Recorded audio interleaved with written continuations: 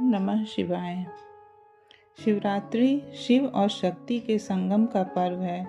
यह पर्व न केवल उपासक को अपनी इंद्रियों को नियंत्रित करने में मदद करता है, बल्कि उन्हें क्रोध, ईर्ष्या, अभिमान और लालच जैसी भावनाओं को रोकने में भी मदद करता है। जहाँ शिव भक्त साल में एक बार बड़ी ही धूमधाम से महाशिवरात्रि मनाते हैं, वहीं भोलेनाथ की आराधना में प्रत्येक महीने कृष्ण पक्ष की चतुर्दशी तिथि को मासिक शिवरात्रि मनाने की भी परंपरा है। जो भी भक्त मासिक शिवरात्रि करने की इच्छा रखते हैं, उन्हें मासिक शिवरात्रि का प्रारंभ महाशिवरात्रि के दिन से ही करना चाहिए। मासिक शिवरात्रि की पौराणिक कथा। धार्मिक पौराणिक कथा के अनुसार चित्रभानु नामक एक शिकारी था। जानवरों की हत्या करके वह अपने परिवार को पालता था। वह एक साहूकार का कर्जदार था, लेकिन उसका ऋण समय पर न चुका सका। क्रोधित साहूकार ने शिकारी को शिव मठ में बंदी बना लिया। संयोग से उस दिन शिवरात्रि थी। शिकारी ध्यान मग्न होकर शिव संबंधी धार्मिक बातें सुनता रहा। चतुर्दशी को उसने शिवरात्रि व्रत की कथा भी सुनी। शाम होते ही साहूकार ने उसे अपने पास बुलाया और ऋण चुकाने के विषय में बात की। शिकारी अगले दिन सारा ऋण लौटा देने का वचन देकर बंधन से छूट गया। अपनी दिनचर्या की भांति वह जंगल में शिकार के लिए निकला, लेकिन दिन भर बंदी गृह में रहने के कारण भूख प्यास से व्याकुल था। शिकार खोजता हुआ वह बहुत दूर निकल गया। जब अंधकार हो गया तो उसने विचार किया कि रात जंगल में ही बितानी पड़ेगी। वह वन एक तालाब के किनारे एक बेल के पेड़ पर चढ़कर रात बीतने का इंतजार करने लगा। बिल्व वृक्ष के नीचे शिवलिंग था, जो बिल्व पत्रों से ढका हुआ था। शिकारी को उसका पता न चला। पड़ाव बनाते समय उसने जो टहनियाँ तोड़ी, वे संयोग से शिवलिंग पर गिरती चली गईं। इस प्रकार दिन भर भूखे प्यासे शिकारी का व्रत भी हो गया और शिवलिंग पर बिल्वपत्र भी चढ़ गए। एक पहर रात्रि बीत जाने पर एक गर्भिणी हिरनी तालाब पर पानी पीने पहुंची।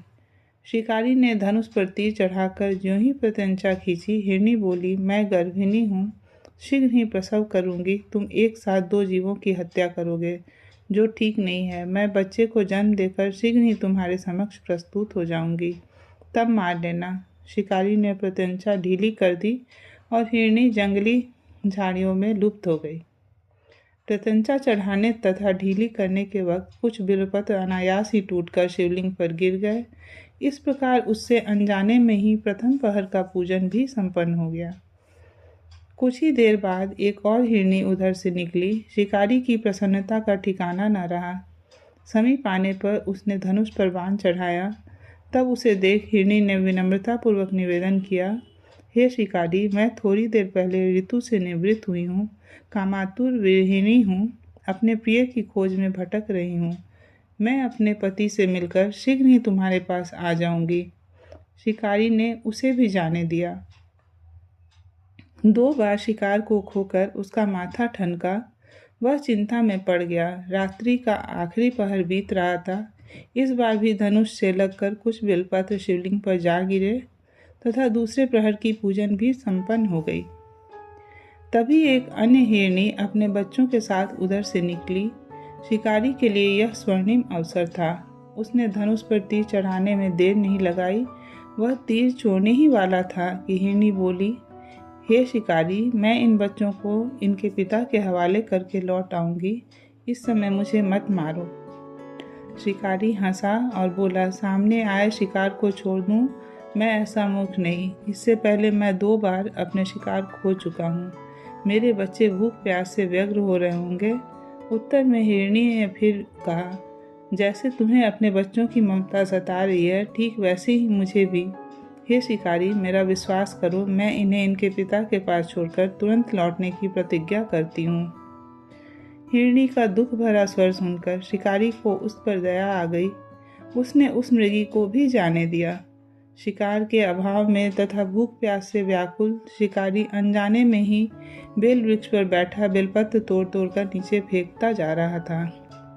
पौ फटने को हुई तो एक हिष्ट पुष्ट मृग उसी रास्ते पर आया। शिकारी ने सोच लिया कि इसका शिकार वह अवश्य करेगा। शिकारी की तनी प्रत्यंचा देखकर मृग विनीत स्वर में बोला, हे शिकारी, यदि तुमने मुझसे पूर्व आने वाली 3 मृगियों तथा छोटे छोटे बच्चों को मार डाला है तो मुझे भी मारने में विलम्ब न करो, ताकि मुझे उनके वियोग में एक क्षण भी दुख न सहना पड़े। मैं उन हिरनियों का पति हूँ। यदि तुमने उन्हें जीवन दान दिया है तो मुझे भी क्षण का जीवन देने का कृपा करो। मैं उनसे मिलकर तुम्हारे समक्ष उपस्थित हो जाऊंगा। मृग की बात सुनते ही शिकारी के सामने पूरी रात की घटना चक्र घूम गया। उसने सारी कथा मृग को सुना दी। तब मृग ने कहा, मेरी तीनों पत्नियां जिस प्रकार प्रतिज्ञाबद्ध होकर गई हैं, मेरी मृत्यु से अपने धर्म का पालन नहीं कर पाएंगी। अतः जैसे तुमने उन्हें विश्वास पात्र मानकर छोड़ा है, वैसे ही मुझे भी जाने दो। मैं उन सब के साथ तुम्हारे सामने शीघ्र ही उपस्थित होता हूँ। शिकारी ने उसे भी जाने दिया। इस प्रकार प्रातः हो आई। उपवास, रात्रि जागरण तथा शिवलिंग पर बेलपत्र चढ़ने से अनजाने में ही शिवरात्रि की पूजा पूर्ण हो गई। पर अनजाने में ही की हुई पूजन का परिणाम उसे तत्काल मिला। शिकारी का हिंसक हृदय निर्मल हो गया, उसमें भगवत भक्ति का वास हो गया। थोड़ी ही देर बाद वह मृग सपरिवार शिकारी के समक्ष उपस्थित हो गया ताकि वह उनका शिकार कर सके, किंतु जंगली पशुओं की ऐसी सत्यता, सात्विकता एवं सामूहिक प्रेम भावना देखकर शिकारी को बड़ी ग्लानि हुई। उसने मृग परिवार को जीवन दान दे दिया। अनजाने में शिवरात्रि के व्रत का पालन करने पर शिकारी को मोक्ष और शिवलोक की प्राप्ति हुई।